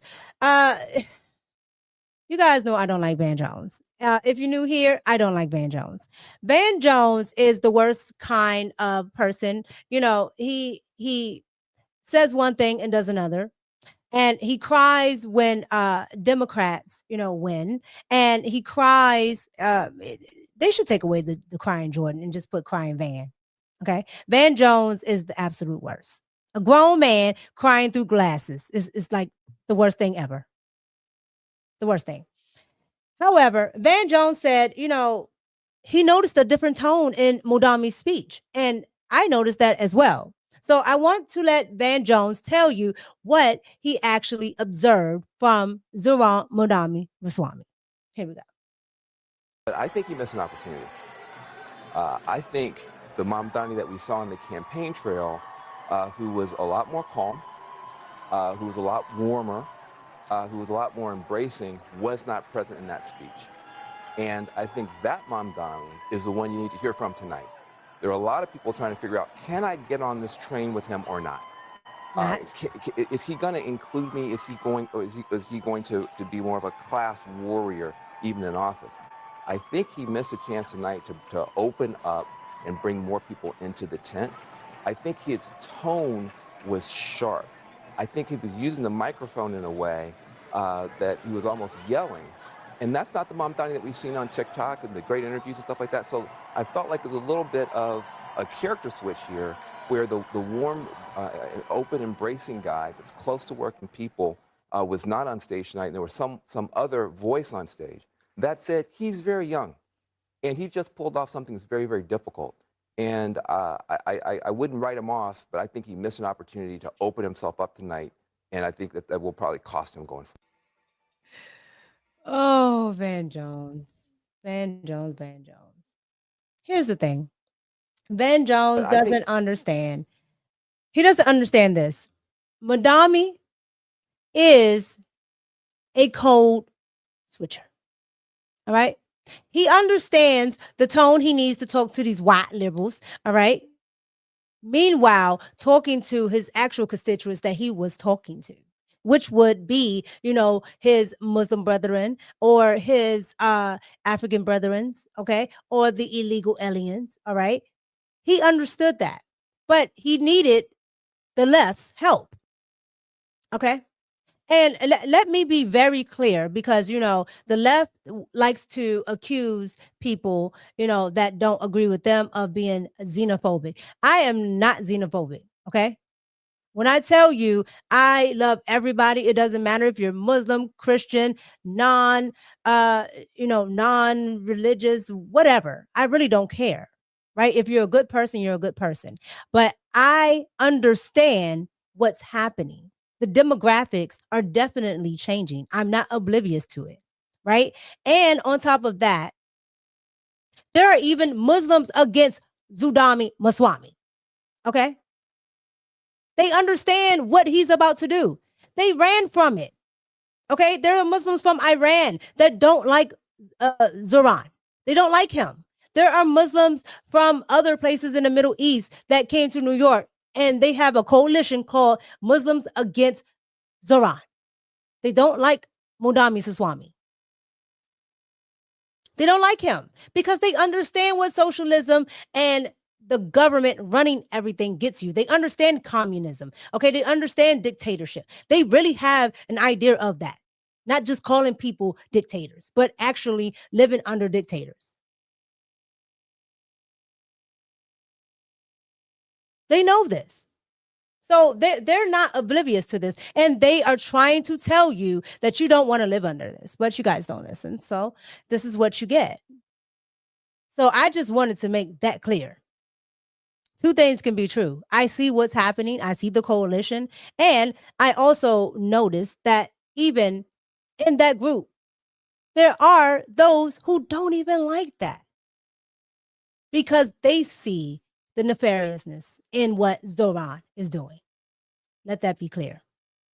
So that was Crying Jones. All right, Crying Jones always has something to say. Now, from one crying man to another, okay, we have Mark Lamont Hill. Mark Lamont Hill decides that he's going to go on Piers Morgan, as always, and talk about Zohran Mamdani with other people on the panel. I want you guys to hear what Mark Lamont Hill had to say about Zohran. When I tell you this man is always on the wrong side of everything, he's on the wrong side of everything. He's women. I follow a woman, women can lead, women, I stroll to the polls. He's one of those men, okay? Low testosterone, probably none, more estrogen. He's one of those men, okay? He's one of them. And he's the same man that got maced by, I'm going to leave that alone. Here is what Mark Lamont had to say. Here we go. Wow, that wolf in sheep's clothing would be a a bit of a leap, even if he were somehow not successful. But I think that there are a few issues on the table here. One, we continue to call him a socialist.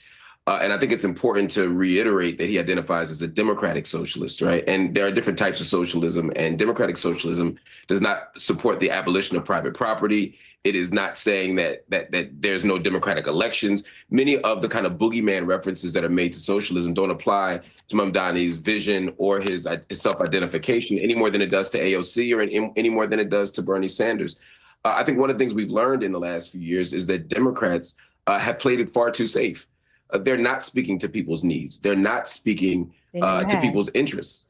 Speaking to the fact that people need the rent to stay stable, that they need access to food, clothing, and shelter.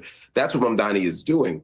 And if for some reason he were not to be successful and didn't have a great mayoral administration, I don't think it would be fair to say that I see that as a referendum on his ideology any more than all the other unsuccessful mayors and governors around the country or presidents around the country and the world who have had unsuccessful campaigns as capitalists and imperialists and fascists. We don't say, oh, maybe we should try something different.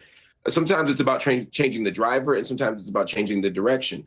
What we saw in New York last night was that New Yorkers want to do both. They wanted new leadership, but they also want a new vision. And I think that that's something that Democrats should follow, because the way they've been working so far has not been working. Okay, literally, the thing that I would be concerned about if I was Donald Trump and the Republicans is that the running theme behind all the successes the Democrats had last night was affordability. And there's no doubt the cost of living crisis coming out of the pandemic, inflation continuing. Trump can claim some wins in bringing some prices down, others not so good. But this ongoing running sore of the standard of living for people in the bottom bracket of society in America is not going away. Mm-hmm. People feel angry enough now to vote for people who they think are going to tackle as a priority affordability. It's been very striking to me that Mamdani, he doesn't want to get involved much in foreign affairs. He wants to focus specifically on the ability of really impoverished New Yorkers who can't afford their groceries, who can't afford to rent a home, and so on. That has been something that's resonated. There's no doubt about that. Mark, respectfully, it's great to be here with you, but I got to address some of the claims that you made. Woo. This guy literally said he wants to seize the means of production, okay? We're not slapping a communist label on him just for our shits and giggles. He literally said this himself. And Aaron, as someone who has fundraised for Democrats, who's been in the game for a very long time, I can tell you that politicians at a high level, they vet every single person in the room. You better believe that no random person can just take a photo with Kamala Harris or Joe Biden. We vetted them. Someone actually who owed $40,000 to the IRS is booted out of the room because they didn't want him to be seen with Joe Biden, okay? So this is not just, this is very intentional on his part for you to say, oh, it was just some random dude who showed up. And not only did he take a photo with him, he decided to compliment him. That was a conscious decision. But Pierce, going back to what you said, he did a good job of campaigning on affordability, yes. But I also want to remind folks that we were heading in the right direction, so much so that Jerome Powell decided to lower interest rates not once but twice. So it takes a long time to bounce back from the mess that Joe Biden got us in, but we are moving in the right direction. And frankly, I know, Vinny, I love you to death, babe. I know you're upset about this, but I think this is the biggest gift for Republicans that we could possibly hope for, because honestly, Marxist Mamdani, Rashida Tlaib, AOC, Jasmine Crockett, these people being the face of the Democratic Party is exactly what I want to run on going into 2026. Absolutely, she cooked. Absolutely loud, but she cooked. She absolutely cooked. Okay, she cooked every last one of them. All right. And it's because they're trying to push this as it's on the Republicans. It's on the no, this is all Democrats. Okay. We're coming out of 4 years of Joe Biden and Kamala. Okay. We're coming out of 4 years of the auto pen. We're coming out of 4 years of someone who hasn't been to the border, but then says she was at the border, but hasn't been to Europe either. We're coming from that. That's what we're coming from. We're not coming from a Republican. We're coming from Democrats, okay? We're coming from when the Democrats were also the majority until they lost, right? So these are all Democratic policies that have been put in place. These are all Democratic policies that were detrimental to people in the United States, especially in high areas like California and New York and New Jersey and Boston and other places. Okay. These illegals getting all the resources in these places. These are all Democratic issues. So absolutely not is it a issue with Republicans, because they were not the ones pushing these policies. Now you have 4 years or something. You expect in 9 months for somebody to turn all that around when you spent 4 years getting us in it. But because it's Donald Trump, he has to snap his fingers. Joe Biden, you're still giving him leeway. Okay. He was asleep from the time he got in there to now. Okay. However, you give him leeway. You give him grace to do whatever. And that's how we got in this mess in the first place. But you won't give Donald Trump the time to actually set something up. That's why I said civics needs to be taught. Financial literacy needs to be taught, because you don't know how long it takes to do something. You don't know how long it takes to fix things in each quarter, right? You don't know about the stock market. You don't know about Wall Street. You don't know about any of these stockhold companies. You don't know about shareholders. You don't know about America, the corporation. You don't know. And you make your voting choices based off that. One thing people do know is, yes, their pockets are hurting. But that was from the Democrats. And you guys go and vote them back in because your butt hurt that Sandra Maria, who wasn't supposed to be here anyway, got deported. She knew she was here illegally. She had 4 years, probably been here more than that. So you go and vote the other way. You can't afford rent. Rent is too damn high. That's what they like to say in New York, right? The rent is too damn high in New York. Okay, it's too high. Who's in New York? Democrats. I've never seen a Republican in New York. That's who you mad at, and you go vote them right back in. It's stupid. It's absolutely dumb. Who are you mad at? I don't get it. Who are you really mad at? Tell them why you're mad. Tell them why you are mad and who you are mad at. You're mad at yourself. And this is why I say it's on the Democratic Party, because New York, there's no Republicans there. So who are they going against? They're using Zohran to go against the establishment of the Democratic Party. Oh, you don't fight hard enough. Oh, our rent is too damn high. This, that, and the third. Okay, we're going to get the most outrageous person possible. And you got it. Okay? You got it. That's who you got. You got Zohran, Mamdani, Swami, Salami. Okay? That's who you got. And it's all because you got TDS. It's all because you don't like the fact that Donald Trump is trying to clean it up, trying to clean up the last 4 years of taking your resources, your hard-earned money, your hard taxes. Okay, even if you are a Democrat, you pay taxes. You are an American. He's trying to clean that up for you. Okay, so you can have your money back in your pocket. You're not paying Social Security out to a person that doesn't even exist, that's 200 years old, and that died yesterday. But yet, you vote the party that allowed all that right back in the name of diversity. When you don't even like diversity, most of you, especially the white liberals, they don't like diversity. They live over in the Tribeca and all these areas where the immigrants are. Trust me, is nowhere near the rich white liberals. Okay, they're not in Tribeca. They're not in the West Village. They're not down there. They're in Queens. You know, they're in Brooklyn, where it's already crowded. That's where they are. They're not up in Martha's Vineyard. I wonder why. When they sent them there, they got them out of there. They're not spilling over in the uppity hills of Hollywood. They're not there. They're in these highly populated, dense areas on purpose. So when you say there's no housing, that's why. Because you're fighting for housing amongst people who aren't supposed to be here in the first place. There's one thing to have compassion, and there's another to put somebody else's needs and somebody else's country's needs above your own, when their own country is perfectly fine for them to go live in. So much so that they're kicking you out if you stay. Absolutely not. Okay? So at the end of the day, all I'm going to say is, if you keep voting for these people, you're going to get what you deserve. If you keep poking the bear, Mamdani is just the first. Mamdani Paswami is just the first.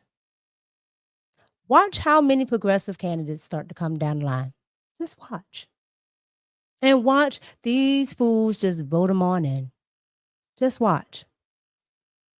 And watch how many people run from New York to Florida. Already more than they're running now. And not just the rich ones. Oh, the poor ones are going to be packing up too. Because there's going to be no housing space. You're not going to like the changing culture. You're not going to like not knowing the language. Okay? You're not going to like it. And it's all because you don't like the orange Cheeto man. That's it. You don't like the Cheeto man. And you don't have to like him. He's not your friend. He's not your family member. But he is the president. And you should want him to do what he's supposed to do for you.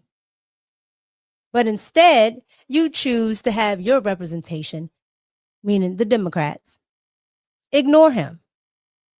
And they would love nothing better than to do absolutely nothing while still getting your tax dollars, while you sit at home, while you can't fly planes, while you can't get SNAP, okay? While you can't do any of these things, they still getting paid from your tax dollars. So keep doing what you're doing, because you're going to continue to get in the same results, which is why I said you're absolutely nuts, because only people that are crazy will keep voting for these people. And Zohran Mamdani is just the first. So that is my rant. Those are my thoughts. Okay. You guys, let me know what you think about all of this. What do you think about Mamdani Paswami? Okay. What do you think about it? Like, what do you think about it?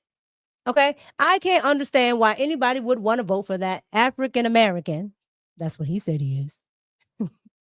For that African American, Indian, Arab. He's changed it so much. Like he was African American for school. He was Asian American when he got into his first office. It's just wild. That man is a code switcher. Okay, y'all have let Aladdin in. And y'all have given him the biggest lamp of all, New York City. And he got a genie that he just going to keep rubbing. Absolutely insane. Let me know what you think about it. Let me know what you also think about Crying Van, okay, and his cousin, Mark Lamont Hill. To me, they're the same. One cries, one yells and screams. Same difference. Let me know what you think about that. Let me know what you think about the whole socialism argument. Is democratic socialism different than regular socialism, which is not, right? Let me know what you think about that. Let me know what you think about Andrew Cuomo and his run for, governor, which was, to me, wasn't the best candidate that Democrats put up. And I'm not in the business of giving Democrats any, help, but y'all could have put up somebody else other than Cuomo. And then independents. You let Cuomo come over to your and run as the top of the ticket? Absolutely not. Let me know what you think about that. Let me know what you think about the young lady that was cooking here on this panel. Let me know. Like, I really want to hear it because I want to hear your thoughts. Also, let me know what you think about the New Jersey and VA races. Also, let me know what you think about Prop 50 out in LA. Let me know what you think about Ma'am, okay, in the gym, responding to the black lady from last week who didn't want to be in the bathroom with them. And let me know what you think also about, just all of the drama with the elections in New Jersey and all of the fraud that's going on. It's so much going on. It's absolutely ridiculous. Like, this is just some of the stuff because I can't be on here forever. But thank you guys for tuning in. Let me get to these super chats before we go. I appreciate you all. I really do. Let's see here. How can I get to them? I don't know what StreamYard is doing today, but it's making me work. Thank you, Joel, for the $20 super chat. I appreciate you. Thank you. Mika, you just said exactly what the globalist agenda is. Yes. Zohran, Swami, and his backers execute the Muslim political play. Say what is accepted to win, and then say the truth and use the iron sword after they win. Van knows this. Absolutely. Absolutely. Okay. The worst of them, okay, because it's not everybody. The worst of them is who's backing Zohran Swami. The worst of them. And they have a whole playbook. Okay. This is how they're getting in. And this is why they have Muslims against Zohran Murami. Because they know what they're trying to put in. The same thing that they're running from. You have refugees. Like, what are y'all doing here? What are you doing? They got to go on campuses talking to these white liberals because they don't get it. They absolutely don't get it. Thank you, Joel. I appreciate you. Let's see here. I think it was one more here. Joel with the $2 super chat. Got them. Thank you so much. I appreciate you. I really do. Thank you. Thank you. Thank you. And then we have Mike Young with the $2 super chat. Thank you, Mike. Hey, Mika, thoughts on Jesse Lee Peterson? Beta. I love it. It's hilarious. Jesse Lee, some stuff it's too much. Some stuff I agree with. I don't agree with anybody 100%, right? But I do love that, he speaks his mind. Some things I think are a little over the top, but he's a content creator, so I usually chalk some things up to that. I think he's trolling a lot of the times. Some things I do agree with him on, and I just think when you listen to people, especially content creators or anybody on YouTube, television, whatever, take the meat, spit out the bones. Okay. What's true, what's factual, what you agree with, walk with that. You don't have to dislike, anybody unless they're just absolute a-holes or unless they're just absolutely disgusting people. Outside of that, just, take the information and use it in your toolbox. Other than that, let it be. So Jesse Lee, he's fine. It's fine with me. Like I said, I don't agree with everything, but some things I do agree with. So, it depends. Depends on what he's talking about that day and that time. But that beta, I agree with because there's a lot of them. Okay. They all strode to the polls behind Kamala. So those are my thoughts on that. Thank you, Mike. I appreciate it. Let me just make sure I didn't miss anybody.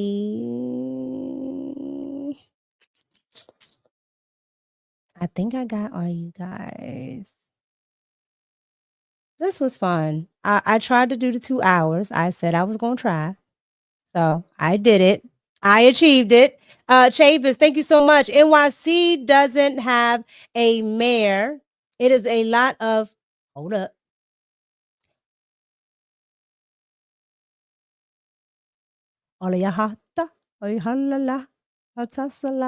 You tried it. You know I didn't know what that was. Thank you so much, Chavis. What is that? Ayahatola? Ayahatola? Ayahatola? Ayahatola? Thank you, Chavis. I appreciate you. Thank you guys for pulling up. It's been a fun 2 hours talking about all of the nonsense that went on last night. But I appreciate every last one of you. Thank you so much. Thank you to Chavis. Thank you, Josh. Thank you, Yuck 2.0, Charlie, Alton. Thank you, the Genius CEO. Thank you, Chris Cunningham. Thank you, Crown, KRWN. Thank you to KP. Thank you, what does that say? P. Diddy Ice. Child. Thank you to Lex. Thank you, love. Thank you to Eric Watson. Thank you, love. I appreciate you. Thank you to Marcus Brody. Thank you to what is that? Bob Maddock. Thank you so much. Thank you to Asa Fresh, 1994. Okay, a youngin.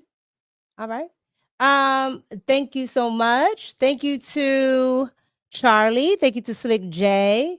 Thank you to who else we got? Ron. Thank you. Thank you to Ian, Mika, Big Sean, Mandy K. Thank you. A lot of you guys was in here today. Thank you, James. Thank you, Loso. Wear your car as always. Thank you, love. Appreciate you. Who else? James Ferguson, Joe. Who else we got in here? What? The Mexican Muslim community was already there. What? They got a Mexican community? Child. Yeah, I gotta look into a lot of stuff. I'm about to start doing deep dives just so I can talk about more. Thank you to the Ski Report. Thank you, Loud and Clear. Thank you, CG, and CZ, even though you're a Dallas fan. Thank you, CZ. Thank you, Jackroll. Thank you to who else we got up in here? M87 the Great. Thank you. I appreciate ya. Thank you to High Murder. Yep. High Murder Oscar. Thank you. Thank you, Tyrone. Thank you to I Am Ruckus Nephew. I appreciate it. Thank you, Spaces. Thank you, Dragon Wheel. Thank you to who else do we have? George. Thank you, CJ.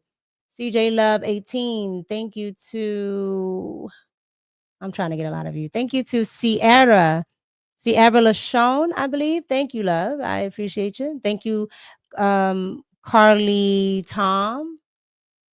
Thank you. Thank you, Brian.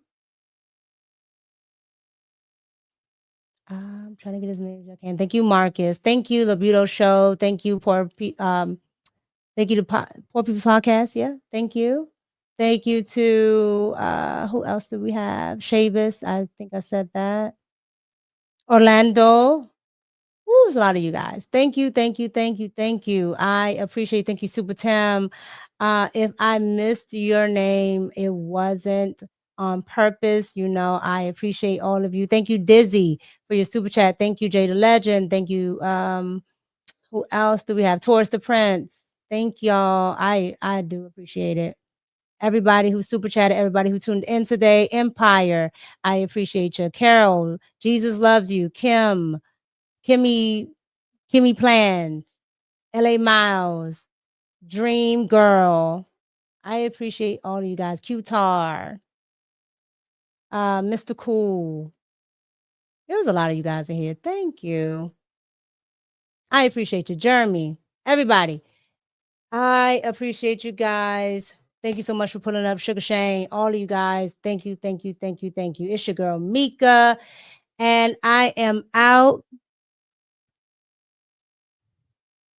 The elections, ridiculous. We got to do better. We got to do better. Can't tell you. Zohran, NYC, gonna make me a lot of money because I'm gonna be doing videos on these people. It's absolutely ridiculous that we got to go through this, but we shall stay informed. Thank you guys for pulling up. It's your girl Mika, and I'm out. Peace. Bye. Wake up.